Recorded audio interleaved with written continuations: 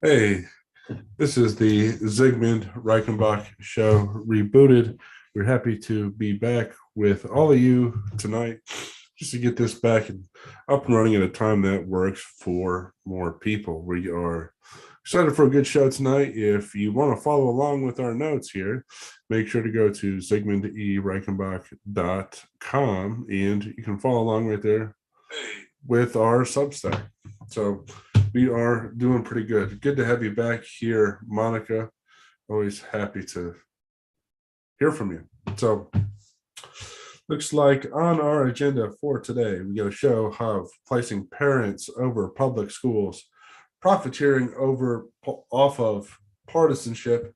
Should anyone love nature, and a thorough discussion of the culture of wars? I know people are obsessed with war metaphors in these dark and despairing times, but should they be? That is the question that we will ask. In the meantime, we are joined by our lovely set of guests here. We got Josh in, we got Chris and Dave. How are you gentlemen doing tonight? Very good, thanks. Good to be here. Thanks for inviting me. No problem, brother.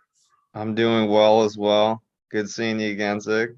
Hey, always nice seeing you guys. I know that you guys are dedicated to helping to rethink America. That could be a great tagline. We could have that right back there. Rethinking America. But our first subject of discussion tonight is parents over public schools. And I was just writing about this on our website, again, zigmundereichenbach.com, on our Substack there. But I was writing about this just to think about how our schools have changed and evolved, or lack thereof, over time. Is it the case that our schools have caught up with the times? Well, in my mind, they certainly have not. And so therefore we should be committed to putting parents over public schools, just because these public schools are so indeed out of date. After 100 years of these things being conceived back in the 1920s and even a hair before then, the whole purpose of these public schools were to educate rural students and to create a sense of national identity. But as our economy shifted from a labor economy to one that's market based, the need to put parents over these public schools has really shifted and changed in a way that parents have greater access to markets, people have greater access to markets, and have become accustomed to having choice. Josh, I guess I'll go ahead and ask you, man. What do you think about finally putting parents over public schools after 100 years of having an out of touch schooling system? I think it's great. As you and I have always discussed, this Prussian education style system that we have and we've been going off of probably for the last, I think it's been around since this Prussian style of schooling has been around since I think the 30s, right? 20s or 30s. That's right. Since the progressive era. And I think it's time to move past the progressive era. And when we say putting parents first, you're seeing especially in New York City, you're seeing a huge increase in people who are just going private. The private's an option there. They can get vouchers from the state where they can go private. And that's what a lot of people, and that's and again, the parental rights bill in Florida, which is just kind of more recent news to kind of bring into this, but that was a huge kind of victory, I think, for just giving parents kind of the rights here. Yes, there is still the issue of grooming as like a a bad thing that happens in schools, that happens all over the place, where you hear stories of teachers with students, and that's just not that's not something that's acceptable. But at the same time, talking about these things, kind of the culture war kind of flared up, I guess you could say, there, if there is one, if you want to argue that there is one. But that that just kind of, like I said, that in conclusion, that just kind of shows how parents are either going to ditch these public schools, they're going to make them their own as best they can, or they're going to ditch them and go private, which I'm all for. If we can destroy the public education system, I'm all for it. Let's make homeschooling and tutoring a big thing. Let's let's make those industries bigger. Yeah, no, it's interesting. You mentioned something where you said in the progressive era, and that's kind of what I wanted to highlight here in this article, is how much have we really progressed if we have a retrograde school system that is out of line with the market-based times, right? Where indeed is the progress if we have a system that's designed to mold people into the kind of person that we wanted in the 1920s. You know, we get all this rhetoric thrown around about, well, we got to have progress, we got to move forward, we got to do this. Well, how about we just simply get with the times? You know, in what way are these public schools with the times? You, Well, I think the ranking of the U.S. schooling system compared to the like around the world, like lefties and liberals love to throw those stats out, saying, "Look how low we are in math and science and reading and comprehension and all of these like very important, like just basic things that the progressive era schools are just failing to produce on." Like, if it were the case, you'd have a higher graduation rate amongst kids. You wouldn't see like it's just a lot of things that can be done there. And I think it's just parents are more aware of what their students are being taught, and they're not, especially when it comes to, like, you saw it in the protests outside of Disney. I don't know how much those have escalated, but yeah, there were Disney staff and parents among those, and it's just like, look, you guys are a company that we expect to make a product for our children, yeah. but when you have things going on like this, Disney has a lot of skeletons in the closet, and we could do a whole three hour episode, like a 3 hour talk on how awful Disney is. But maybe that's just me. Well, no, it's good that Florida's going in the right direction. But really, what I wanted to frame, and I'll put this link in at the chat for those to follow along, is that we have a school system where unionized teachers can hold children captive for professional rewards and massive pensions, and the opportunity to indoctrinate future generations with all kinds of political propaganda. You know, where's the progress in that? I mean, and it wasn't always this way. At one point, it did seem fairly progressive, just because it seemed like the schools were industrializing along with the workforce. But then over time, we shifted to a more market-based economy where it's more based on the production of services. And it just seems like things are so far out of line with that. Well, So go also ahead and since let Chris and Dave chime in on that subject if you guys want. What is going on here with all? It's either the progressive rhetoric or the school system that clearly seems so far out of the times, right? Yeah, I mean, I think that we need to move towards school vouchers and allowing parents and guardians to choose where their children are going to school so that there will be less indoctrination. Like what's going on in Florida, where they're just saying we have to have parental rights again in schools, you know? Yeah, yeah, no, I think those parental rights are important, and I would think moving towards a system that greater respects people's rights and sense of individuality, that would be progressive, because in the history of humanity, human beings have always been treated like they're interchangeable, or that they should be peasants to some overarching power. And I think real progress would actually highlight the move towards, no, we are all dignified people capable of making our own choices based on our own unique skill sets and capabilities. And I just don't think you really see that enough. it boils back to, do parents have the right to, like, do they have a right to like determine what their kids are being taught? And I easily see the leftists and like that like group of people who are the majority of teachers still. Probably the percentage might even be worse now that, like, I would assume most conservative and religious teachers, they probably gravitate towards private and religious schools a lot of times, where they don't have to, like, they don't deal with this stuff. You know what I'm saying? Like, Yeah. it's maybe it's like maybe there's a few teachers, but then those Catholic and private schools, of course. But it's just something where there's not, and I'm not saying there has to be balance either necessarily. I don't necessarily care if 100% of teachers are left wing or Democrat. They tend to be, But it's something where even if they were, it's still an issue of, do the parents have the right? And if Yeah. and if you have a teacher who's saying that you don't have the right, pull that kid out of that school. Like, that Right. school does not have they don't deserve your money, they don't deserve your tax dollars, even though they're still going to get them. But that's why you always circle back to the taxation argument of, like, this isn't like, you have the right to steal from me to pay for other kids' schools. That's technically just me speaking from Yeah. my personal standpoint. But like, if I had kids, I'd probably feel differently. But I also feel that if I had kids, I would not be it would not be up for discussion that they're going to a public school. Maybe for a few years they can try it out if they really, really want to, and they want to make some friends, that's fine.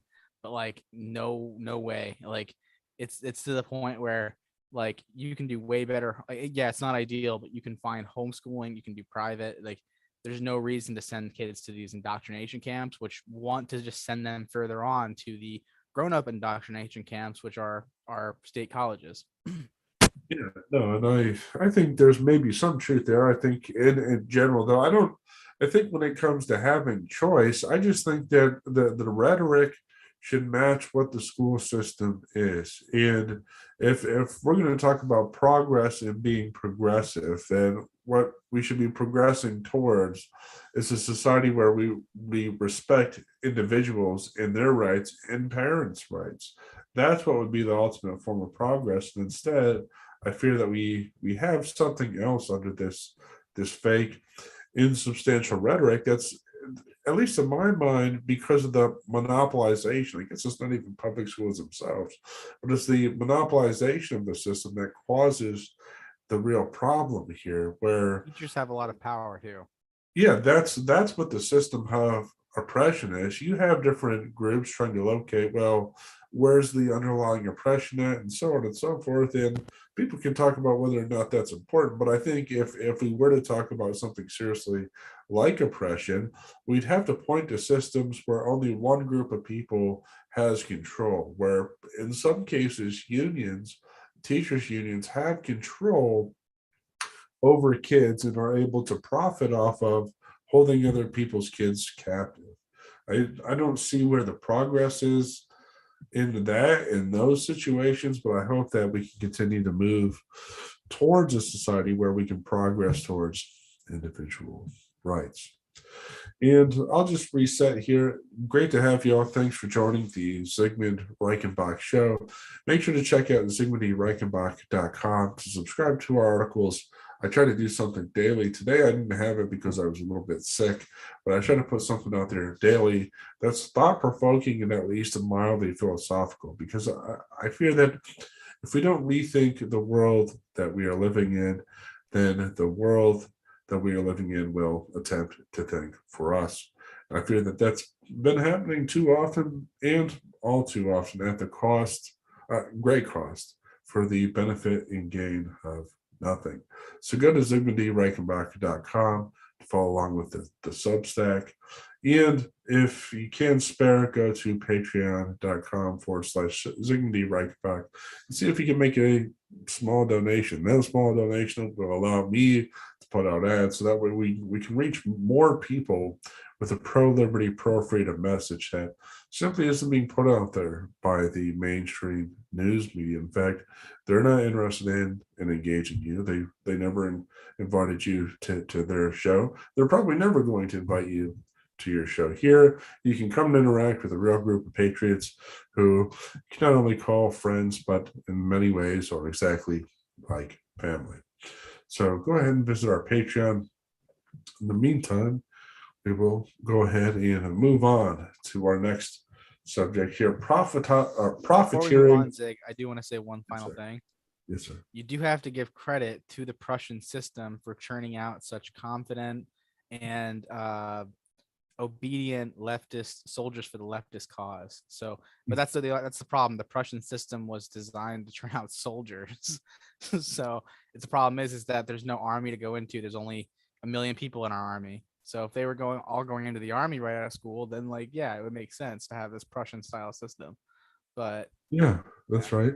and then sorry, Yeah, no, and that's what the problem is it's really that that Prussian style system that was incorporated to some degree from Hegel through John Dewey, that so many people really have not been up to date on, and they haven't been up to date on the underlying philosophy, and that's why we're still caught in some of these debates that don't make any sense.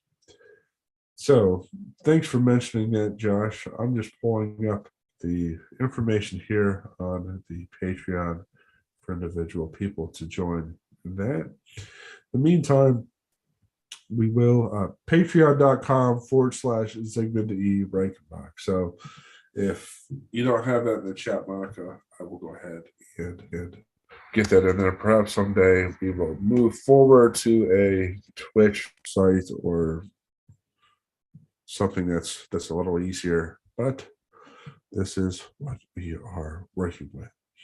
So I wanted to bring up the other interesting discussion of profiteering off of partisanship.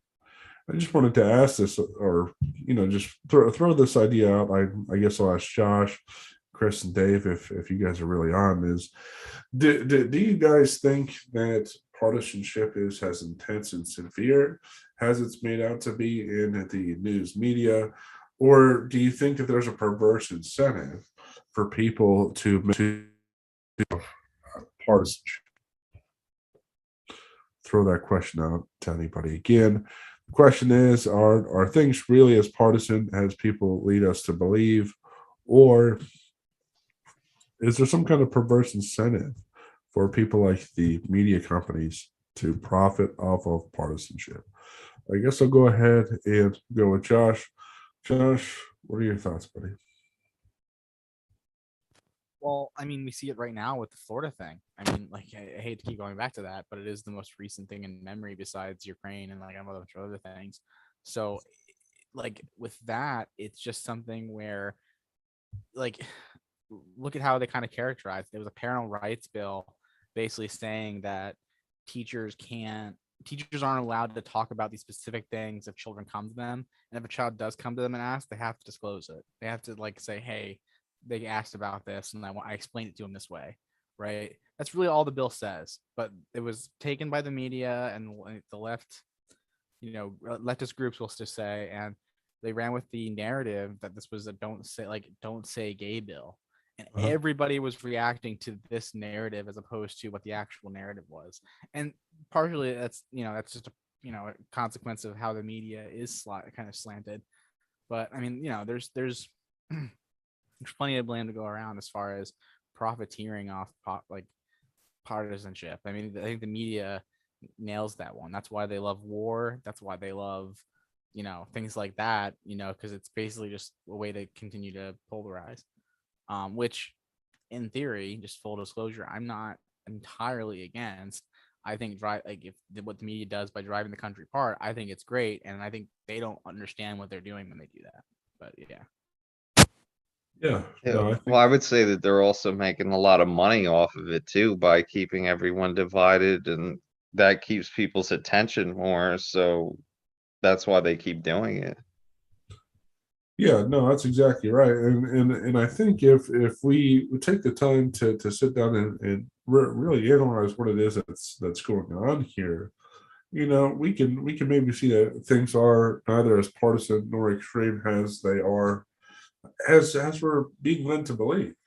In the article I write, for example, in the United States, competing worldviews have been commonplace throughout the nation's history.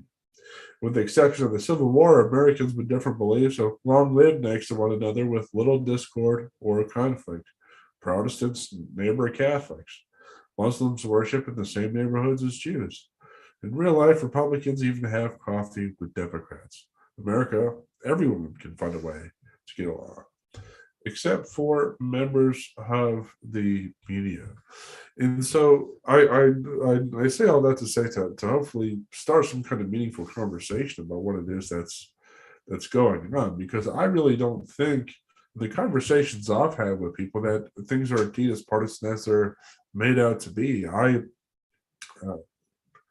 To set a real life example, recently spoke with somebody who just out and out admitted that they're a lefty, and after having some conversation with me about my life and my background, they mentioned that they were kind of shocked. I seen what appeared to be a initial look of hostility, but I said, listen, I know that I have volunteered for Republicans in the past. And I know that to some degree I've even done Republican-ish things, whatever that means, in the past, but that doesn't really define me as a person. I know that the individual issues that I'm working on at Americans for Prosperity that I sincerely believe in have nothing to do with partisanship. There's a number of things like criminal justice reform that more Republicans, I believe, ought to support in different ways, but don't. And so that conversation just kind of brought me back to reality, and made me think, who is profiting from these partisan identities? Because I had a great conversation with this person, and there was no animosity, there was no rancor, and it just really led me to believe that we're headed down a path of false partisanship, or maybe staged partisanship. Would that make sense, Josh? For sure. I don't know. I think the partisanship might be more pronounced the closer you live to people and the more Uh, stacked on top of one another you are. Um, maybe not. I don't know. But I mean, I do know that I'm sure people in the middle of the country, they don't really care what your politics are either. And I do think there's definitely still certain corners of the internet where your political persuasion doesn't matter at all. But I do think overwhelmingly still, like it's not something where I think if it is something where if you're a very public and prominent person on one side or the other, and you come out like say just an athlete and you come out as a conservative, and I think that like a lot of people are saying it's almost, and it's kind of a boomer thing to say, but it's almost as bad as coming out as gay, like back in the uh, 50s, you know what I'm saying? Like where like obviously we're kind of over a lot of the stuff that happened back then, I feel, but like there is an element to that where it's like, you can lose your job maybe depending on where you work, and this is like for very prominent people, like me myself. I'm not gonna, I'm not anyone to cancel, but I think part of yeah, it is, I don't even know if it's polarization, that part of it, or that culture, but the people who want people to either like there's people like there's obviously the polarization, the extremism of people out there who just want you dead because of your beliefs. There are people out, like, at least if you go on the internet, you spend too much time on the internet, there's people out there that you will eventually find that group of people that want to harm you because of what you believe, or because of like just because of what they believe, or you don't believe what they believe. But like it's something where like I think Twitter makes it worse. I guess if we would consider Twitter as a part of the media conglomerate, where there is very much so like, oh, this is a tribe, and you have tribe signifiers on all of your profile pages and everything. But I do think there are certain corners of the internet that you go where, like I said, it doesn't matter. Like this is just, we're here to do X thing, like whatever the activity it might be, and like I think those places are they're kind of the safe havens in a sense where, like, I just, for example, one place I like to frequent is political compass memes on Reddit. Phenomenal place. There's lefties, there's righties, everyone, like, you don't have to, like, everyone has like a tag that labels them as lefty, righty, lib left, auth right. yeah, And it's just a funny website where there's mainly it's about the memes, but in that like little pocket of the internet, like what you label as left or right doesn't matter. Like someone might call, you might get into a dumb, argument with someone on there over nothing, but more than likely than not, it's a beautiful little slice of the internet that's still very much like non-polarized. It's more about like, did that meme make me laugh or not? And the only rule of the subreddit is that you have to post something related to the political compass, where it's um there's yellow, blue, yeah, yellow, blue, green, red, and like you're in one quadrant of that column. But yeah. like, and there's plenty of other places around the internet that are like that. I'm sure, like if it's a Discord or a subreddit it's very honed in on one specific thing, like politics, there might be actively people there who squash politics discussions and say, dude, don't bring politics into this. It's just gonna piss people off and get people upset and just divided over things. So I think people realize how like the politics is so in people's faces nowadays. Oh, that's right. Well, Sorry for the yeah, rant there, but no, that's all good. I think a lot of that's important to know. Just like I think it's important to note that I almost think that the the the the alleged polarization is designed to sort people into partisan identities that people can therefore stop talking about the individual issues. I think a lot of these so-called political identities may not exist if you have an open mind and are willing to take the time to talk to other people. I mean, and it gives a false pretense of knowledge where if I say, well, this person's a left winger and they must believe X, Y, and Z. Well, that's not true. I talk to people all the time, and you would be surprised about what people actually believe across any part of the aisle. You just really don't know. There's millions of people, and I think if more people had more humility, then we would stop insisting on partisan labels, but also, maybe we would overblow this idea that things are polarized. I just whenever I talk to anybody, I have never experienced. I don't experience it. I don't experience how anybody I talk to is some kind of extremist, and I have just never once a minus me, single dude. time seen it. What about you, bud? Minus me, I said. That's all. Huh. I just I have never once experienced that after I really talked to somebody. I've never I've never talked to somebody who has been hostile to me, but I guess we can ask other people what Very good their explanation. experience is like. Folks at Facebook, the other people who are listening here on the Zoom, what are you guys' experiences like? Are things really as polarized? Have you really encountered some radical left wing extremists, some radical right wing extremists? Has that really happened? I guess I'll ask. Throw that out there to Facebook with Josh, Bill, and Chris.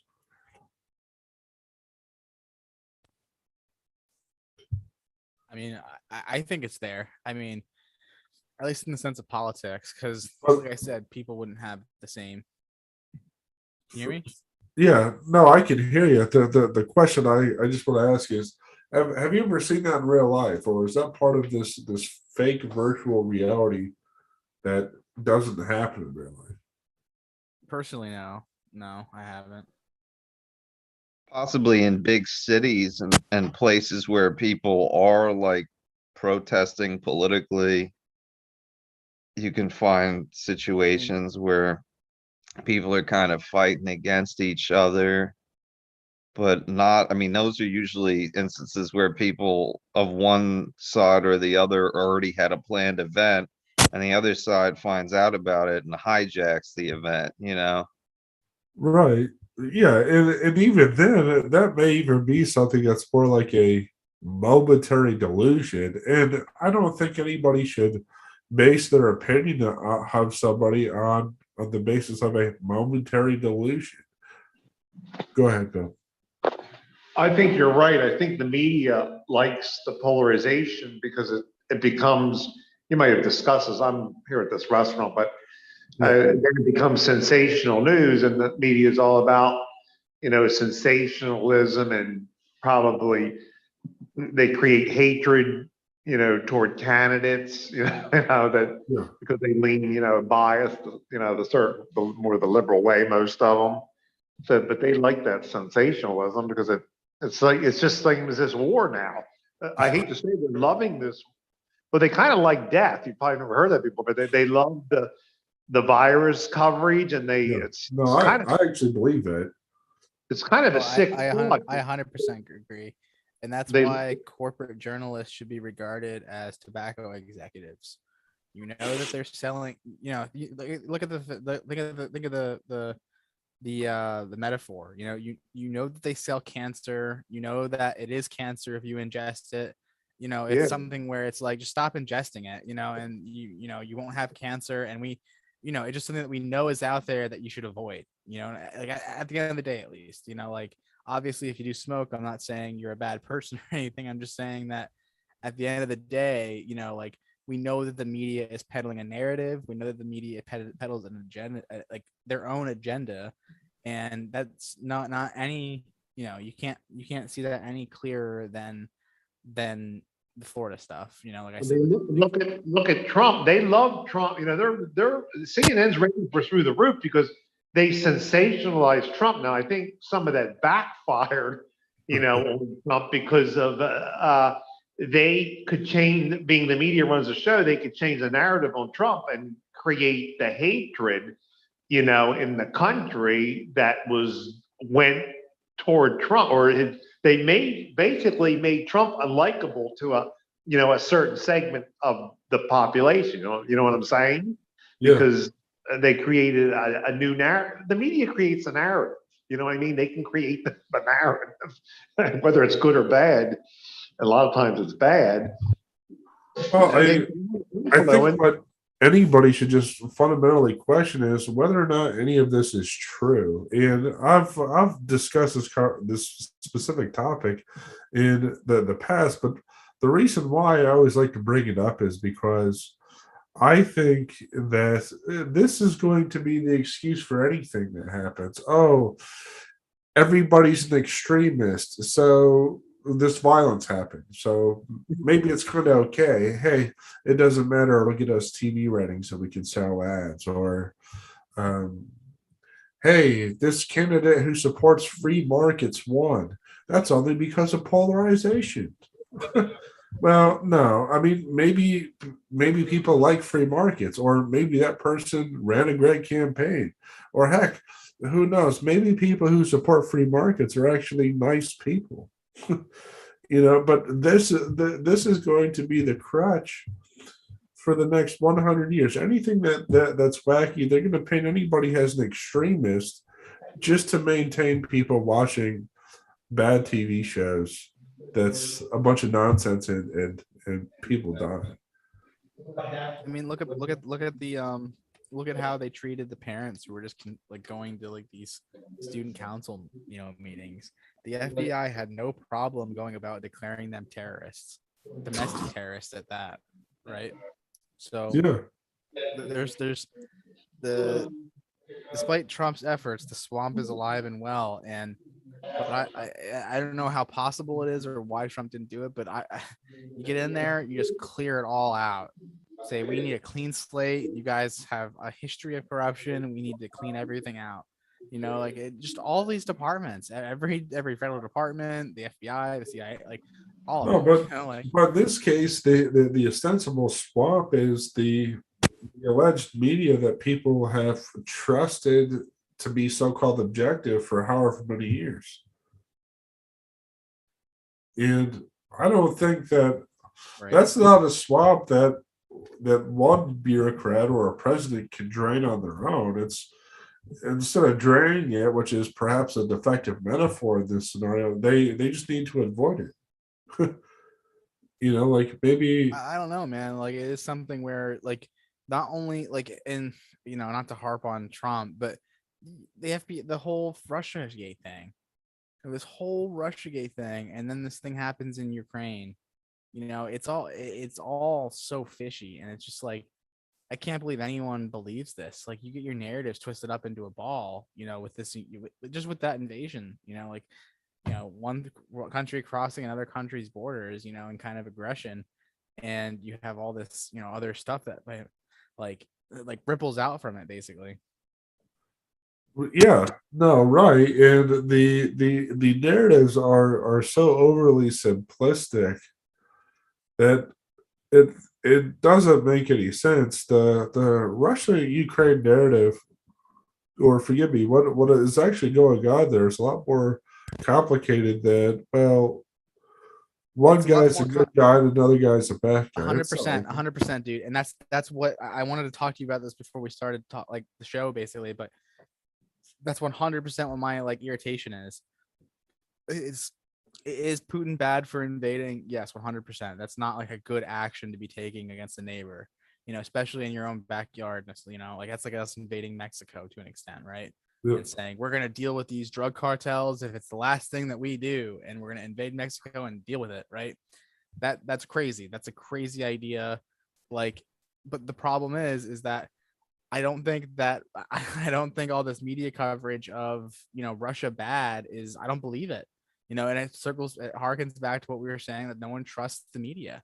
Like, and now the war's going on, this is the corporate media banging the war drums, and you saw it, they were propping up everybody who said that anyone who wanted to say we want to have a no-fly zone and do more than send weapons over, right? Yeah. Every person they could get on national news media they had them front and center, and they wanted to hear their opinion. Like it's very ABC, CBS, NBC, CNN, MSNBC, all these main corporate networks. They're scum of the earth forgive my French, but they're scum of the earth in my opinion. Like so, and like I said, like it's not to me saying that bad stuff's not happening in Ukraine. I wish it wasn't happening, but at the end of the day, like we can't just I don't know how much you've read or how much but just this past week there was this incident in Bucha near Kiev, I guess, where they blamed this massacre on a bunch of like Russian troops, basically.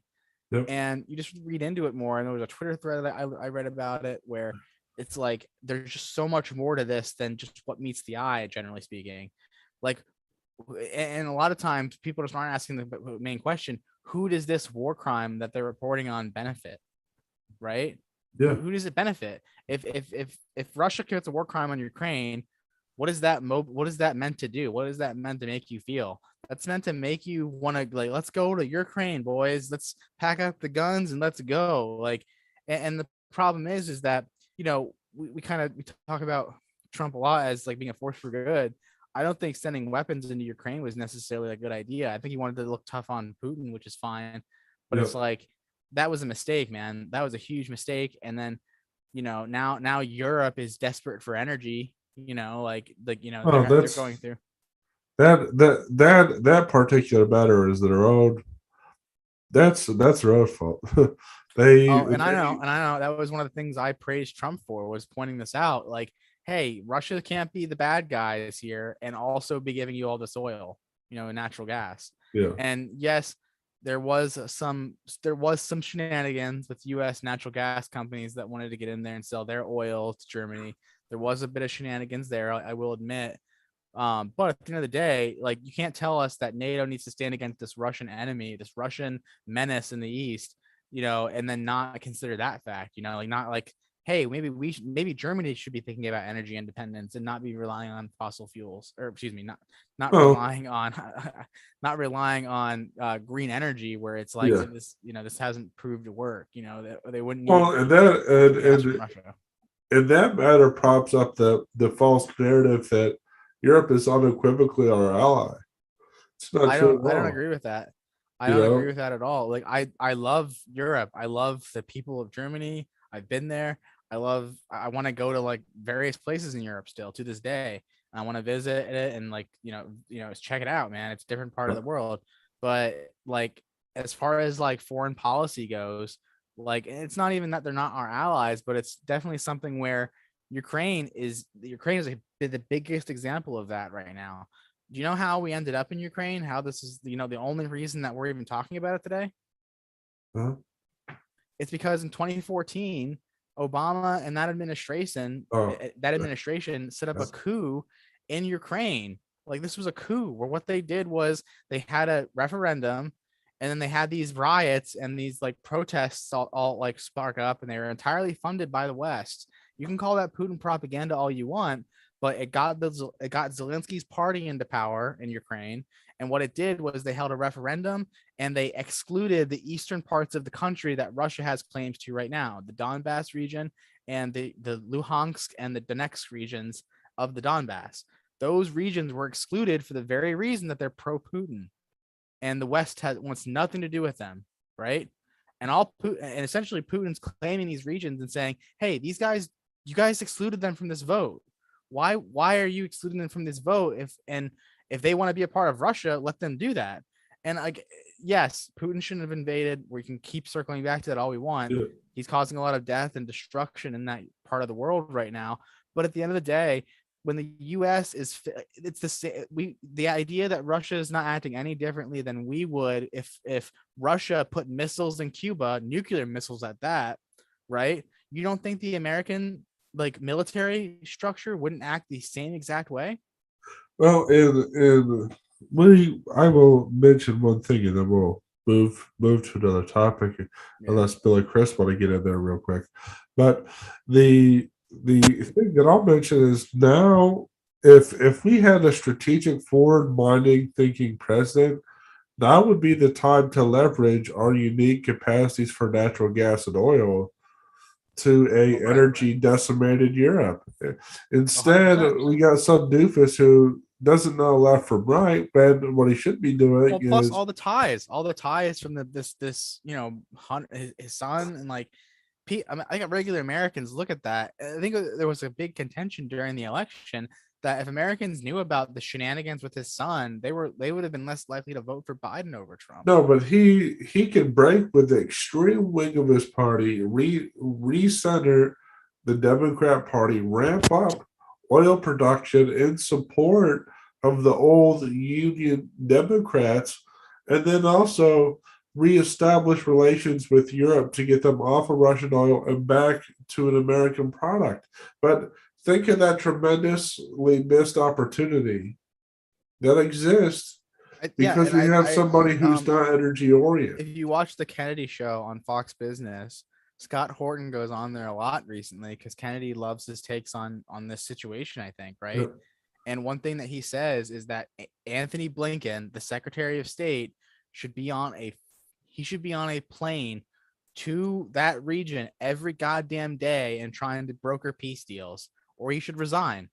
That's literally his job at the State Department. That's what a Secretary of State does, especially the United States Secretary of State. And what is Blinken doing? What is this? I'm tempering myself here. What is he doing? He's escalating. He's escalating all of this. He's saying, let's send more fighter planes. Let's send more weapons into Ukraine. Let's have them fight off the Russian menace. And it's like, this Cold War thinking should have died. Like Obama said that this is Cold War thinking, and Blinken is an Obama era assistant who's now getting his promotion, and he's failing miserably. So I mean, we can move on, but I hate our foreign policy so much.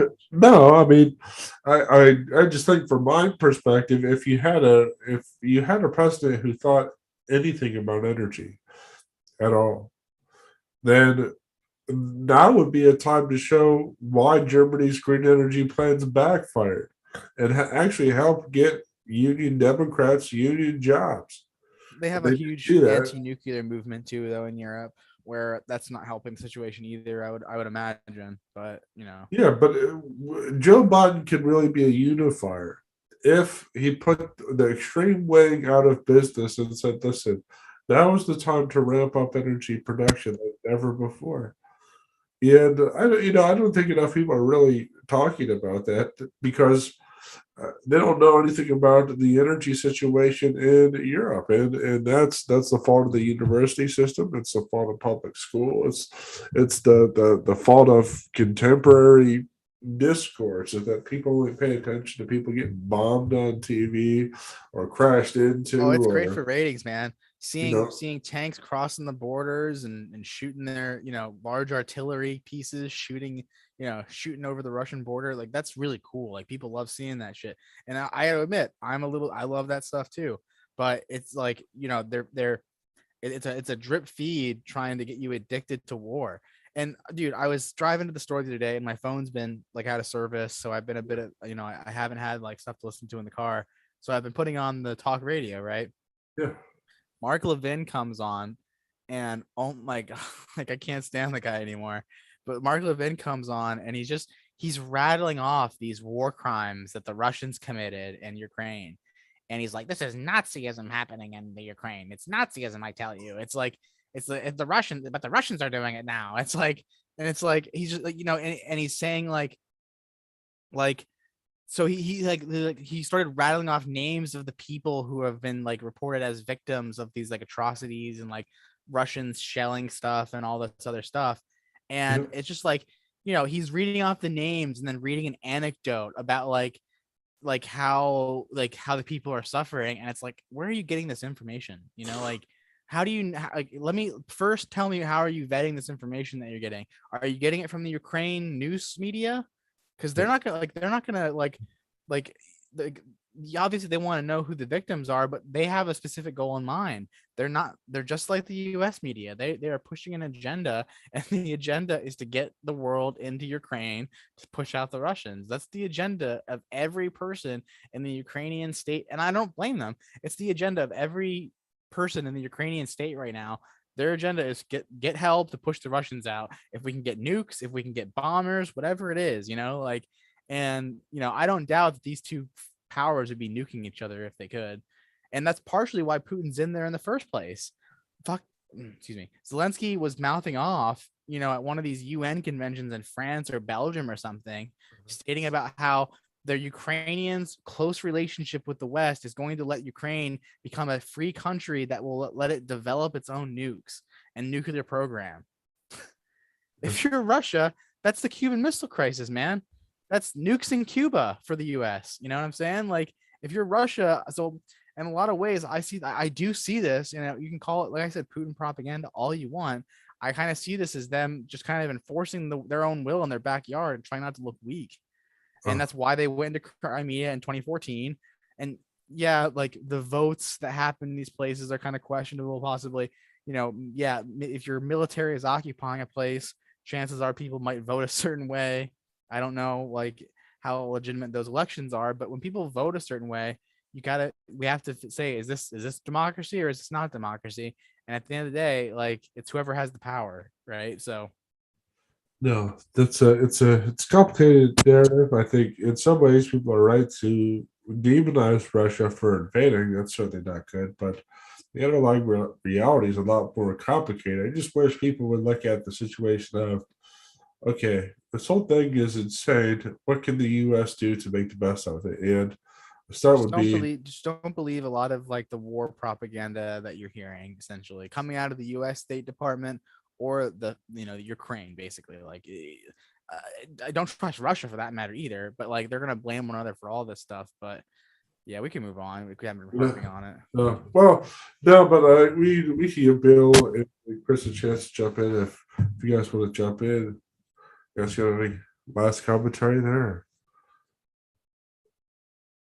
All right, cool. Well, if you do, just jump in. I'm gonna move on. I had running around 4 stories lined up, 3 that I wrote and 1 that I have saved. But the real discussion that I want to transition into is one about nature, and one of the pushes towards green energy is just based on the alleged beauty of nature. I'm not suggesting that nature is not indeed beautiful, but I don't think it's this divine creature that we're told that it is in order to sell solar panels. And I'll break it down here for you from an excerpt of the story at ZigmundReichenbach.com. It is ZigmundReichenbach.com to follow along. It'll be the latest story. What we have here, a main reason why Greens worship nature is because of its alleged beauty. And from afar, nature is indeed beautiful. It has an infinite number of captivating perspectives, a wonderful array of ever-changing plants and animals. It is superbly quiet in ways that our noisy civilization is not. For these reasons, the novelty and restorative utility of nature should be lauded. But that doesn't mean we should love nature. After all, it does have quite a lot of baggage. To start, nature is a fundamentally messy place. Behind every crevice, underneath every rock or log, next to every river, nature is crawling with predators, bugs, fungal spores, mites, and even disease. I say all that to say that, why then should we worship nature over civilization? What is indeed this romantic call to nature doing when, if you were to actually live in nature, you'd be infested with some kind of bug or be attacked by some kind of predator in ways where nature is fundamentally just incessant death. If you're actually out there, and is death all of a sudden beautiful? I don't think so. Go ahead, Josh. Uh, I kind of agree. It's less a worship and just a fetishization of it, almost, where it's this fetish that they can't stop thinking about, in the sense. And I think it has to do more so with the liberal versus conservative mindset. If you ever picked up Height, Yeah, he really dives into that, in the sense that just like the fact that a liberal person, like a left leaning, will say, yeah, the idea that they're doing harm is unbearable to them, like any kind of social or societal harm, really. uh, Like that's something where, that's why they are for the things that they are for, generally, in the sense of providing welfare for people who need it, making sure no one goes hungry, things yeah, like that. And Jordan Peterson even hit on a little bit, where he said it's more of a maternal thing to want to nurture and to want to protect, whereas it's more of a paternal thing to want to, like, go out and find and provide, basically, right, and yeah. find money.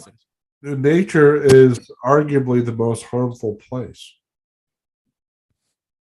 Like that's the Right. narrative that I'm trying to throw a wrench in here, is to suggest, hey, listen, if nature is your ideal place for protection because you think things are harmed and you're an open-minded person, so therefore you better appreciate natural beauty. Well, yeah, I guess from afar it's beautiful, but if you actually spend any time in it, it's full of disease and decay and destruction, endless Extended times, destruction, yeah. Extended death times. everywhere.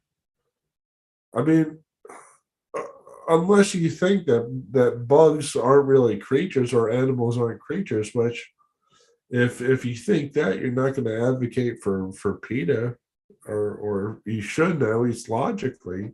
But if you do think that those are sentient beings, then out there it's nothing but death and destruction, and therefore one should be driven to the conclusion to best appreciate civilization, which runs on abundant energy, large populations, open markets, right?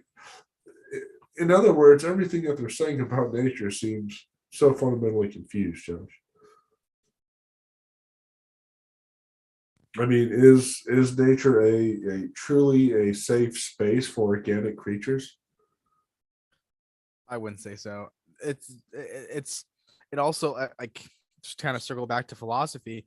It's Yeah, very much a Rousseauian attitude that's taken hold, right? that's right. Like, you can go into nature and you can be you, and you can be find man can be man in nature if he just goes out and experiences it. And I'm not hating on nature, like you said. It's not a hatred of nature in any way. It's just, it's not a it's an we're against the fetishization of nature, in a sense, like, where it is brutal. Like, all you have to do is go onto one of those, like, nature is metal, like, YouTube pages or Yeah. Instagram pages, and it's just brutal stuff. It's bald eagles, like, ripping the heads off of, like, cubs of shit, like, or like, like a bear catching a fawn in the open. It's horrible, horrific stuff. It's And then maybe not death everywhere necessarily, like you're saying. It's not that bleak, but it's not like a safe space. You're right there. And I think the idea that people and human beings can make it this safe space is kind of a dream. Even national well, parks have park rangers that are armed, in case, like, an animal tries to attack someone. no, Like, right, no, no, that's right. That's the points that I'm trying to drive home here. It's kind of like those great David Lynch scenes where either he shows people just watching animals in nature tearing each other up, or in, I want to say, Blue Velvet, he has a camera go into the ground that, the ground looks nice, but as you get in there, you can see all these little bugs scurrying around and how vicious and apparently unpretty it is. It's a dog But eat dog world, man, and I think human beings are kind of a surprise, like, against our better nature. We've risen above that, So there is something to that, no, that's evolutionarily, right. Well, that's psychologically, whatever it is. But the call to a return to nature is not as glamorous as anybody in the I'm all about it. I'm all about philosophical. it. But like I said, it can equate to a worship. I would say. I would agree. No, but the point that I'm trying to drive home is that if you're a neo Rousseauian pre-civilization cave person, that's not a glamorous lifestyle. That's No, the you're return to nature. You're Smeagol from Return of the King, eating the fish. Like from Lord of the Rings. Like it's biting into that fish. Like and hearing the bones crack and all that stuff, and just and the mushiness of it. That's what that is.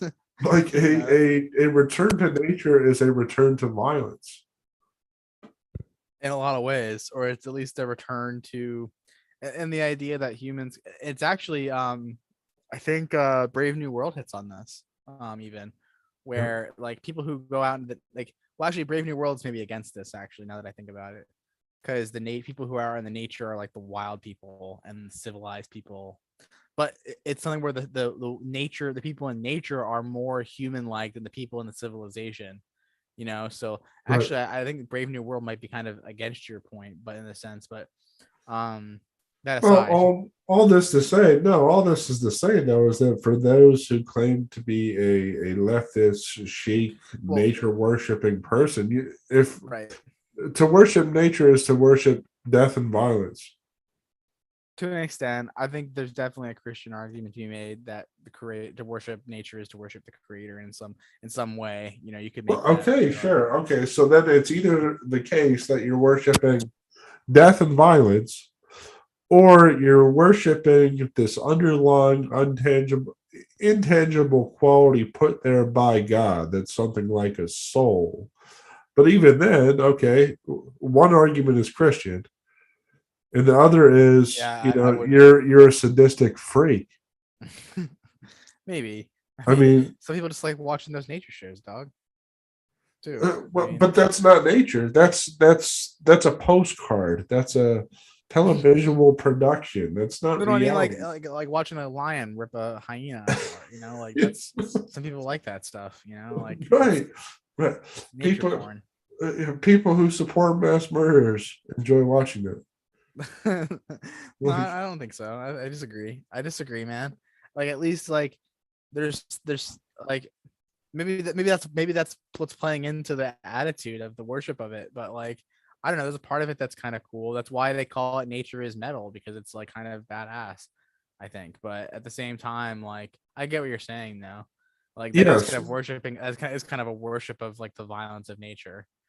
But yes. I mean, I nature only it's more appears. of an admiration for what nature can do, right? Like that's Yes, it plays into what you're saying in the sense of like nature can kill you, man. Like it's like the Family Guy quote, "Damn nature, you scary." Like yeah. it's true. Like, and I don't think it's less of a it's more of a fear, I think, of nature than a worship in that regard specifically. But Well, but what I'm saying though is, if people really want to worship safe spaces for humans, then they should worship civilization, and therefore I they think they should do. decommit themselves. I think they do, or else they would go out and do the Rousseauian thing and be in nature, or the Well, but that's or nothing like that. if you want, you can do the Henry David Thoreau thing and live in your buddy's house and live on that Right. property and build a small cabin and say you live there for 4 years.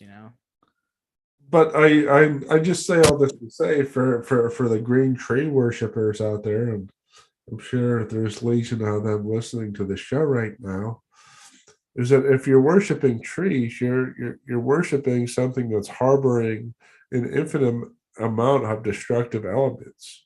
Think all the bugs that gain nourishment in order to kill and destroy other bugs, animals, creatures, beings. And if you think that that's beautiful, that's okay. You can just come out and say that you think death and destruction, as long as it's organic and happens in nature, is a beautiful thing.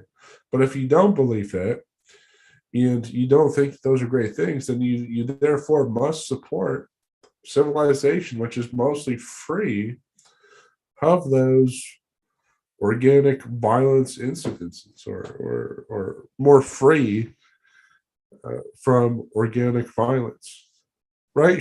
That should be a slogan. Free ourselves from organic violence, support civilization.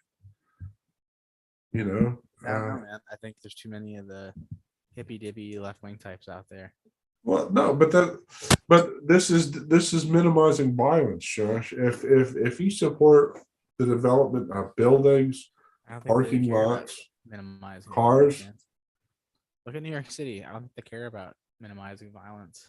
Well, no, but they're minimizing organic violence. There's fewer trees because there's fewer bugs. Let's start with the violence that we can control. How about that? Well, no, I'm with you. I'm just saying that if you are committed to this green worldview, you either have to accept that you support organic violence through trees and bugs, or you have to say that's bad, and therefore we should have more parking lots, more buildings, more insecticides, pesticides, natural deterrents. Like you really can't have it both ways if you're able to make sense out of this freewheeling, peace-loving philosophy. Maybe you're right. I don't know. I wouldn't know. I mean, if you're not arguing that and perhaps this is a little out there for people, but I'm just saying this, that if you really think about it, and people are saying, well, I support peace and I want to go into nature. There's no peace in nature. There's more chaos and turmoil in nature than what there is in your own home. You can leave your home and come back. Heck, you could leave your home in 10 years and come back and it would probably be safe. If you put any one thing in nature and you left and you came back, it's probably not there. That's not safe. Anyways, Bill and Chris, you guys have any thoughts about this green hippie debate, I guess, or this green point that I'm trying to make here? Yeah, I mean, I don't think the government should be forcing anyone to use a specific type of vehicle or use electric versus solar versus wind versus oil.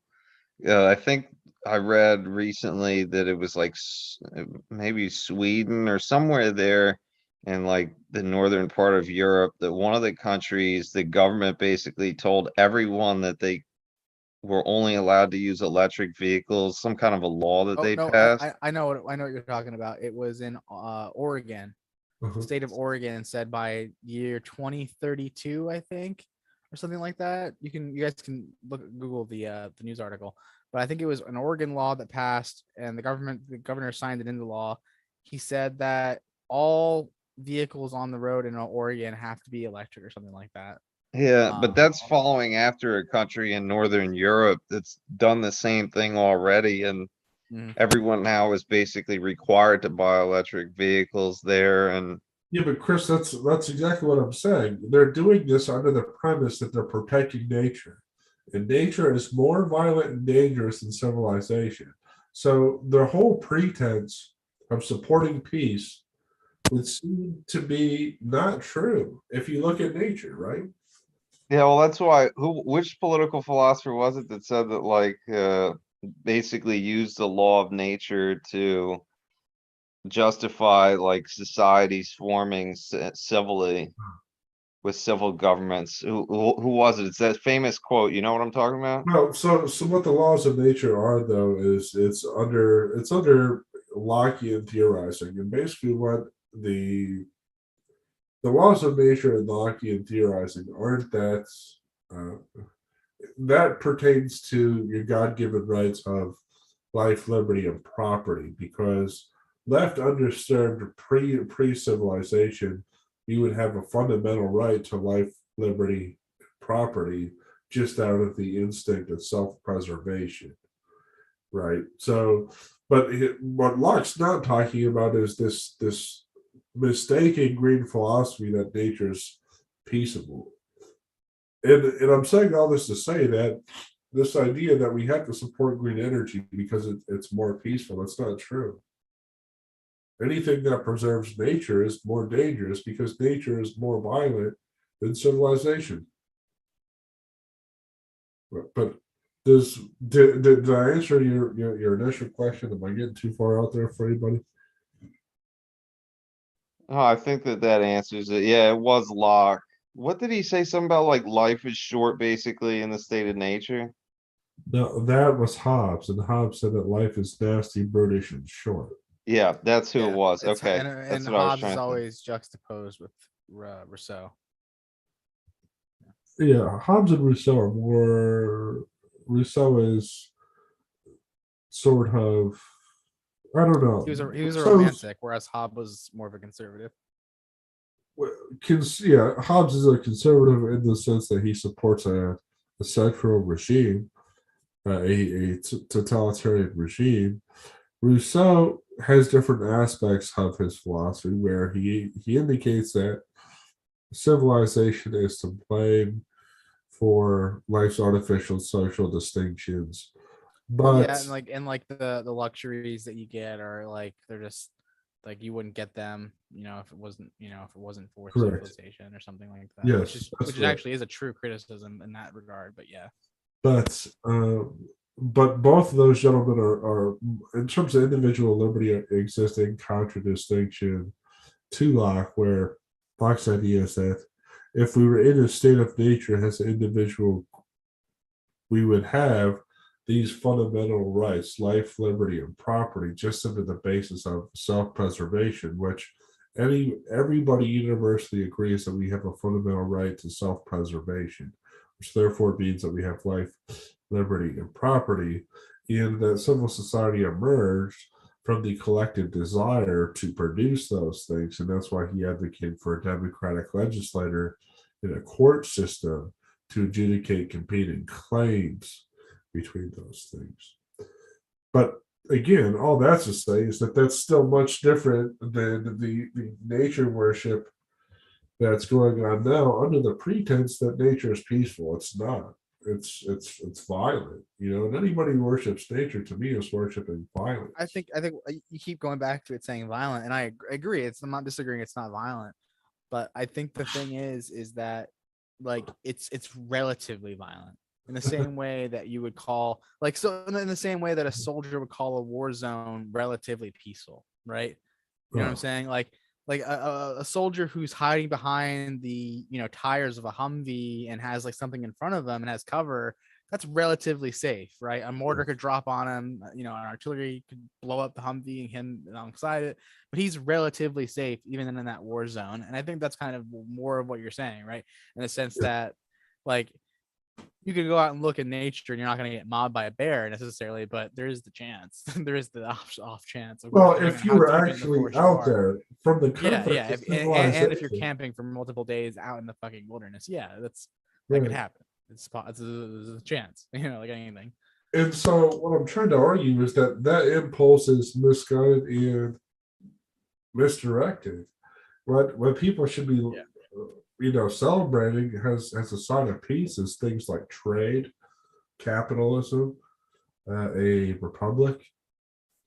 That's all that is much safer to nature, just fundamentally. I mean, and if you're so in other words, the classic attack on people who identify as conservatives or Republicans or support liberty as well, you guys just want to destroy the environment, and that's going to destroy all of us and cause all of us a lot of harm, and you just want to harm people for profit. Well, no. Up creating human infrastructure or creating infrastructure through human work is actually making things more peaceful. It would be more destructive to leave things how they are because nature alone is destructive, even between civilizations and cultures. where so prior to the modern times, if you were to go into a different country, you could fall deathly ill just from being in a different country that has different germs in the air. So hopefully that can help turn the narrative on its head, and that anybody who's conservative or Republican hates peace. No, we support the advancement of humanity, which requires the production of energy, of which we construct and build things to make life more peaceable and less violent. And if you don't believe that, then yeah, just spend some time hanging out in nature, hang out there for 30 years and build a green monastery made out of twigs and berries and see if that's neat. Well, it looks like for the live portion of the show, and I want to thank Monica especially for joining. I know there's some other people who really wanted to join, but Monica did, and I think that's really cool and worth noting on Facebook. In the meantime, we will probably be back Tuesday at 8:30 for your education and enjoyment. We didn't get through all our stories tonight, so if you go to zigmundreichenbach.com, always follow along, subscribe to the newsletter, and that way you can better participate in the broadly philosophical discussion. In the meantime, you can also follow me on Twitter at zreichenbach1, or go to /zreichenbach, and that will take you to the commentator page. I wasn't able to use my actual name on the Facebook page. I typed in Zigmund Reichenbach and it said that name is not allowed to exist. So I had to put commentator, although sort of morphed into the Zigmund Reichenbach show. Not that I consider myself that much of a main person, but I can't change those things easily. So until next time, thank you all so much for your time and kindness. And we will see you all back at the same time and same place Tuesday at 8:30 right here on Facebook. You can also find us on Twitter too and YouTube.